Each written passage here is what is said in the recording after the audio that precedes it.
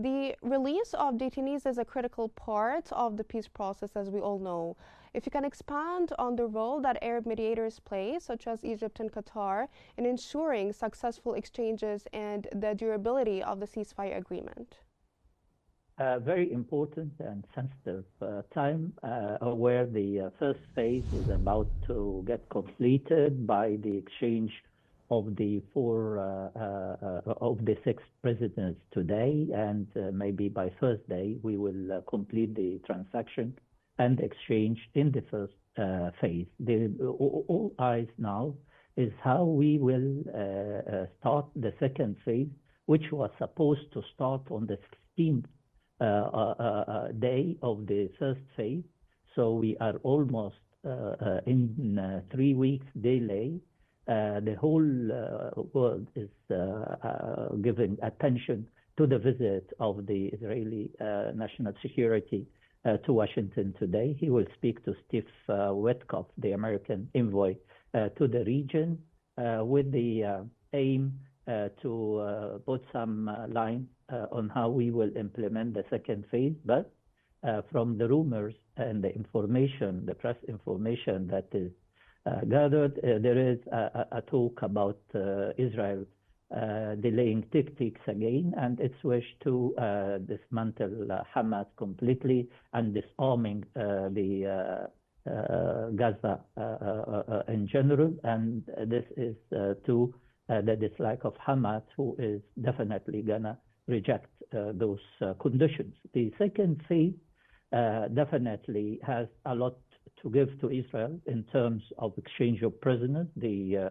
requested 22 prisoners. Hamas is ready even to give all prisoners and clean up Israeli prisons from all Palestinian detainees. And I guess that what we have proposed Egypt to the limited Arab summit in Riyadh yesterday is a valuable working plan, and it carries the interest of the people in Gaza, and particularly reconstruction while they are staying at their territory. The Egyptian plan endorsed by the limited Arab summit will be submitted to the 4th of March Arab summit, and it will be endorsed the day after by a ministerial Islamic conference. Sir, sorry for cutting in, but I need to ask you about an important event that happened today. So Israel has delayed the release of the 602 Palestinians to be freed today, and it delayed it to 8 p.m. What do you think there is? What are the reasons behind this delay? Well, there were a talk about the body of one of the Mrs. Baibers, and the action taken by Hamas this morning or last night even was prompt, and they have given already the body of the said prisoner. So I don't think that Israel should have gone into the delay, but it's like a kind of punishment. They wanted to say that we are expressing our dismay of the delay of handing over this body, but everyone knows that Hamas has no interest to keep the body at their custody, and it's a normal mistake that can happen. And they sort of apologized, and they handed over the right body. And I think the Israeli delaying of the release is a response to this. But this is not the only Israeli violation. You know that the first phase requires Israel to release the caravans and temporary housing for the Palestinians. They didn't. They were supposed to allow the heavy machinery to deal with the reconstruction and the removal of the wreckage, but they didn't as well. So a lot sir, of breaches. With the near completion of the first phase of the ceasefire and the detainee exchange agreement, what are the chances that negotiations of the second phase of the agreement will actually succeed?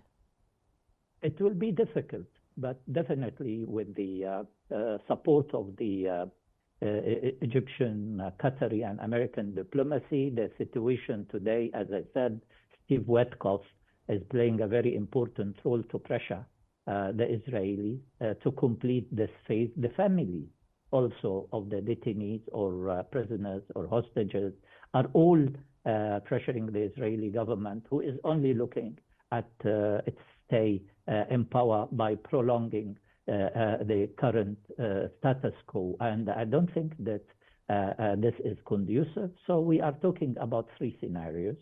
One is that Israel might ask the Americans to prolong and extend the first phase.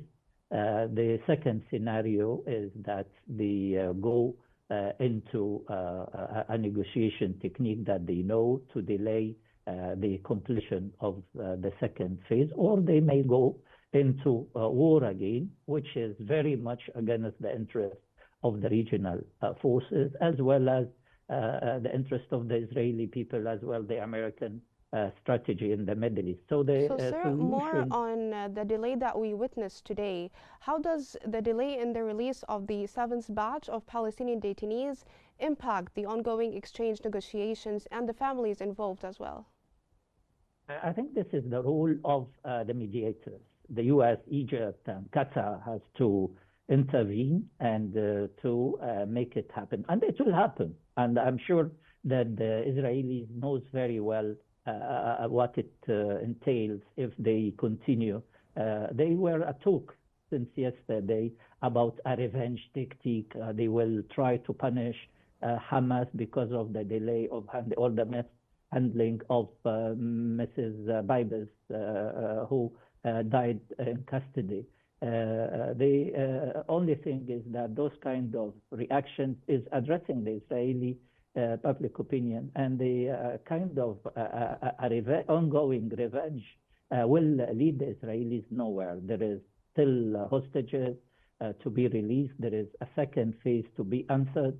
And everybody in Israel and in the region and in the United States knows that Netanyahu, for political reasons, is trying to delay reaching the real answers in the second phase, because this is the phase that Israel has to give real answers towards withdrawal, complete withdrawal from Gaza Strip.